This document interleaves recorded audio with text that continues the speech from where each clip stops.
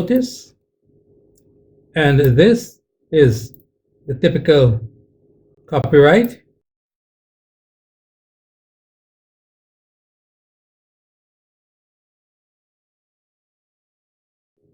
We continue with mathematics syllabus for CSEC, which became effective in May-June 2018. As of January 2026, this syllabus has not been revised, but there are plans to change the structure of the exam from 2028 and onwards, with a few pilot projects now being conducted in a few Caribbean countries. The syllabus itself remains unchanged.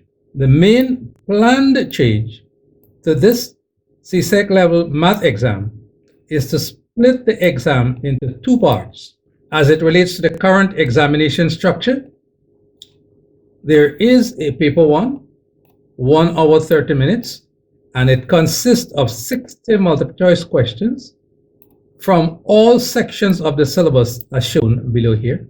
There is also a paper 2 for 2 hours and 40 minutes, and this paper consists of 10 compulsory structure type questions from all sections of the syllabus. There is no choice. I had previously mentioned that you would have had choice in which questions you answer, but that was for a previous syllabus. The current structure of the exam is that there is no choice. You answer all the questions that are set, 10 compulsory questions. There is also a paper 031. If you are in school, you know that better as a school-based assessment where your teacher will guide you through some kind of a research project. You will get data, and then you have to do some kind of a statistical analysis on the collected data. That is if you are in school. If you are not in school and you are writing this exam as a private candidate, you will be provided with the data and asked to do certain analyses on the given data. As it relates to the marks, paper 1 for 60 marks, which carries 30% of your final grade. Paper 2 for 100 marks, and this carries 50% of your final grade. Paper 3, which is the SBA or the alternative written exam to that, for 40 marks, and that carries 20% of your final grade. Schedule of videos, as you already know, sections 1, 2, and 3. All 51 of these videos have been published in their entirety on YouTube. Please make good use of them. That's the first 3 sections of the CSEC syllabus, every single objective. Then sections 4, 5, 6, and 7. Some of these videos have been published in their entirety on YouTube. The others partially published on YouTube. We are now at section 8. This is the 9th of 24 videos from this section. And of course, once we finish section 8, we need to move on to section 9, vectors and matrices. And hopefully, I keep pushing back the schedule. By the end of June 2026, these should all be finished. Please note this disclaimer down here. This schedule is just a projection, and it is not to be interpreted as a contract with anybody. Returning to section 1, I have divided section 1 into 33 videos, all of which are available on YouTube in their entirety, especially since this section forms the foundation on which the rest of the syllabus is based. Now, if you intend to write this exam, you need to know the times tables from 2 to 12, especially since calculators are not allowed in paper 1. Still on section 1, some of these videos are applicable in the primary schools for students, maybe in grades 5 and 6, who could look at the videos themselves. As a review, teachers who could use some of these videos in the inverted classroom, and especially parents who may think they don't have the skills to teach their children in primary school, so they could look at these videos and get the knowledge that they think they currently lack. For example, if I expand that blue box there, notice video 6 says, add, subtract, multiply, and divide whole numbers. This is work done in grade 3 in the primary school. Video 7 says, add, subtract, multiply, and divide decimals. That's work done in grade 4. And then, especially video 8 and video 9, add and subtract fractions. That's video 8. And video 9, multiply and divide fractions. So there is much help here from section 1 for students in the primary school, for teachers in the primary school, and for parents who have children in the primary school. I have it here divided in playlists, specifically this second playlist here, section 1, which says CSEC Mathematics, section 1, Number Theory and Computation. Most of the work, if not all, from section 1 is actually done in primary schools, or should actually be done in primary schools. Don't be misled by the title, CSEC Mathematics Section 1, Number Theory and Computation. Basically, primary school work.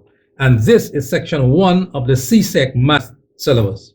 Section 2, Consumer Arithmetic.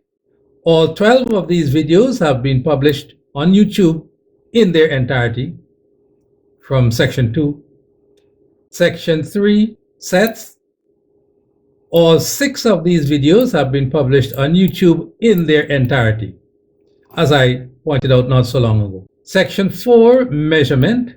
Some of these videos have been published on YouTube in their entirety, as indicated in yellow here. The others are partially published. If you need to get full access to these videos that are only partially published on YouTube, please see directions in the description below, and that would apply to sections 5, 6, and 7 as well. Section 5, Statistics. Some of these videos have been published on YouTube in their entirety, the others partially. Section 6, Algebra. These 7 videos have been published on YouTube in their entirety, the others partially. Section 7, these 9 videos have been published on YouTube in their entirety, the others partially. Before we go on, recall in the introductory video that I said that you will need a good math textbook, or maybe a set of 2, to get especially more practice questions. CSEC recommends these shown on the right here. From those, I would recommend the last 2 down here, shown better on this slide. They form a very good 2-volume set of math textbooks that is quite adequate for the current and future proposed changes in the structure of the CSEC math exam. This is a picture of volume 1 by Raymond Tulsi, and this is a picture of volume 2. Please note this disclaimer down here. I get no financial or other benefits from the sale of these books. Also, please be aware that a website with AI interactivity has been made available free of cost that deals with past CSEC math questions only, specifically from paper 2.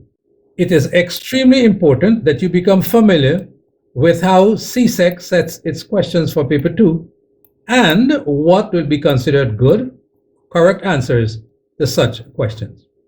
This is the URL for that website, and I will show you what the home page looks like on the next slide, which is, this is the home page. You would need to register first, and then subsequent to that, sign in. Again, this is the URL up here. That URL will be included in the description below, so you could easily click on it and be redirected to this website. One other reminder, This formula sheet that you see on the left there is provided for the CSEC math examination papers. This formula sheet that you see here. It is included in a full copy of the syllabus. Just in case you do not have a full copy of the syllabus, there will be a link in the description below from where this formula sheet can be downloaded. This is the top part of that formula sheet, so you could see it a little clearer. I am stating the obvious here. You do not need to memorize these formulae on this formula sheet, as this sheet will be provided during the math examinations. And this is the below part of that same formula sheet. While you do not need to memorize these formulae, you do need to know when and how to use them. So we are at section 8, Geometry and Trigonometry.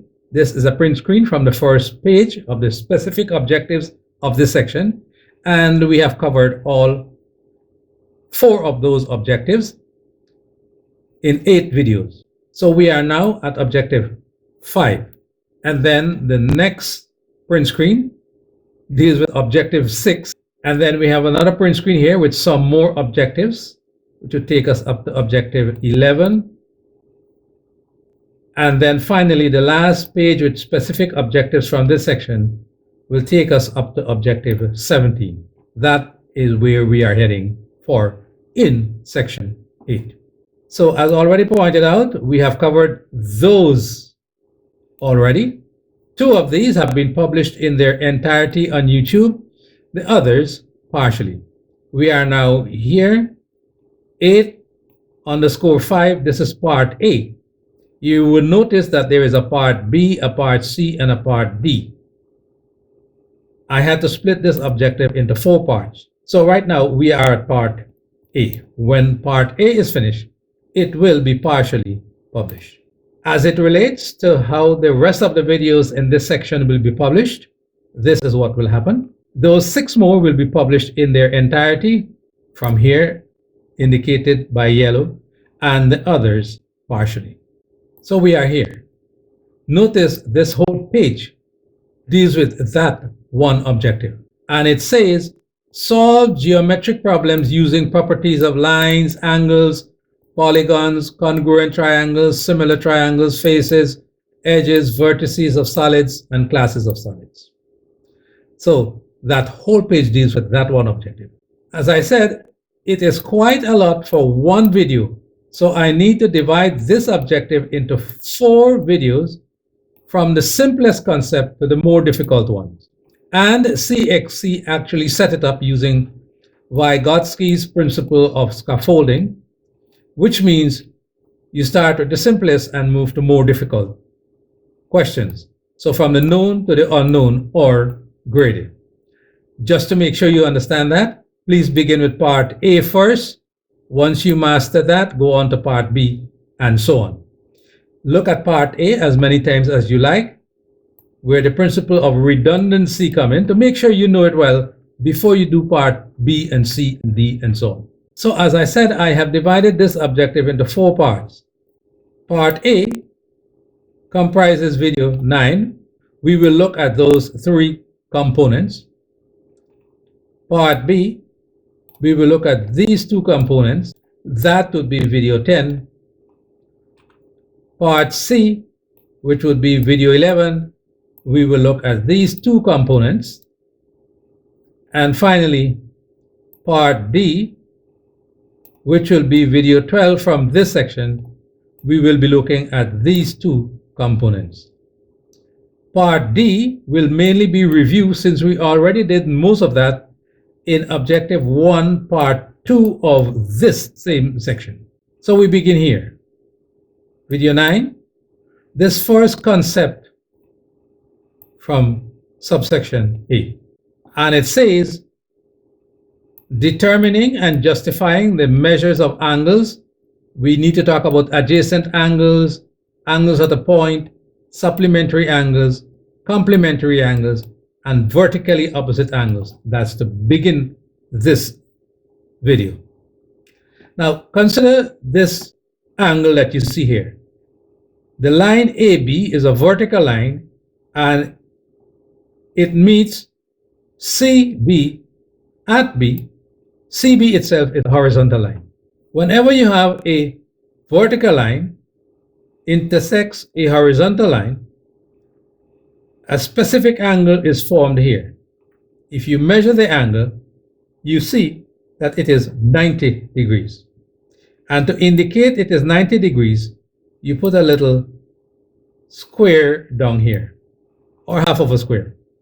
This is a right angle, exactly 90 degrees, and it is indicated by a small square or square corner. Now, this is just for your information. You don't need this for CSEC. This term is a loan translation of the Latin angulus rectus, where rectus means upright, referring to the vertical perpendicular AB to a horizontal baseline BC. So it's called a right angle in the truest sense of the word. However, a closely related and important geometrical concept is the perpendicular lines, meaning any two lines that form right angles at their point of intersection, irrespective of orientation. So whether AB is vertical and BC is horizontal, or you have any other orientation, as long as the angle formed here is 90 degrees, that angle is called a right angle. Now, please note there is no left angle.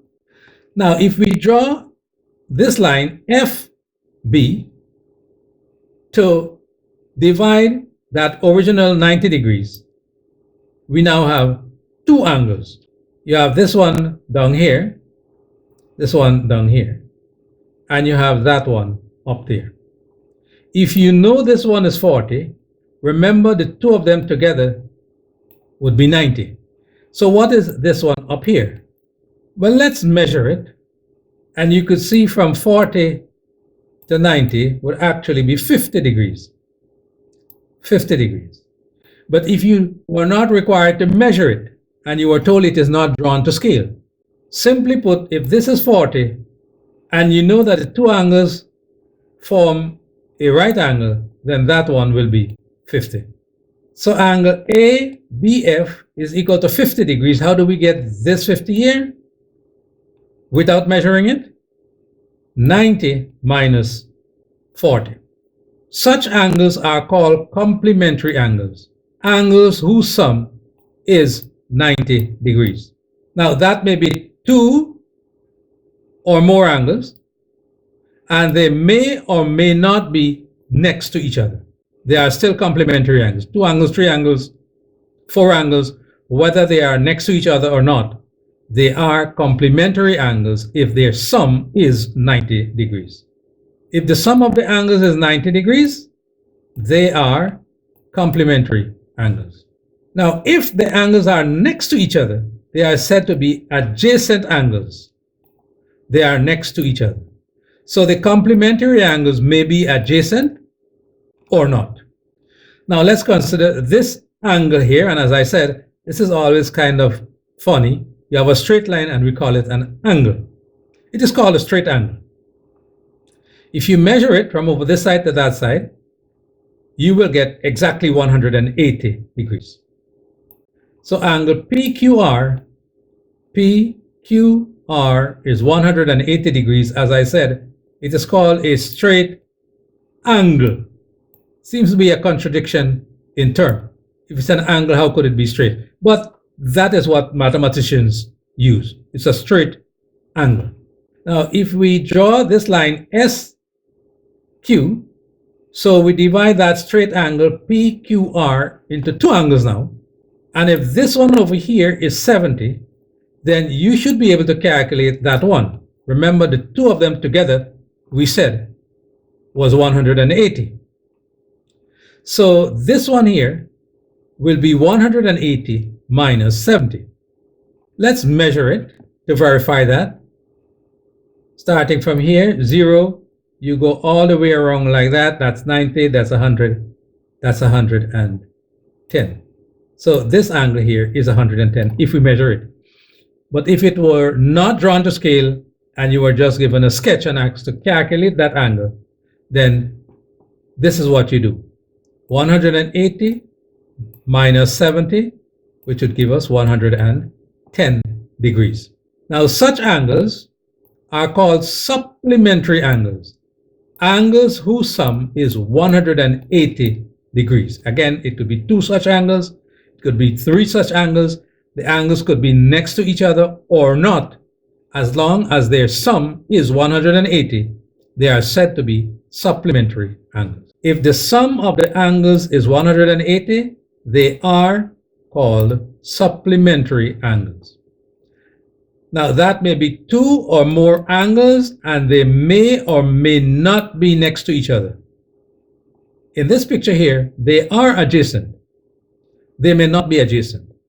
Angle PQS and angle SQR are adjacent and supplementary angles. Now, let's consider angles at a point.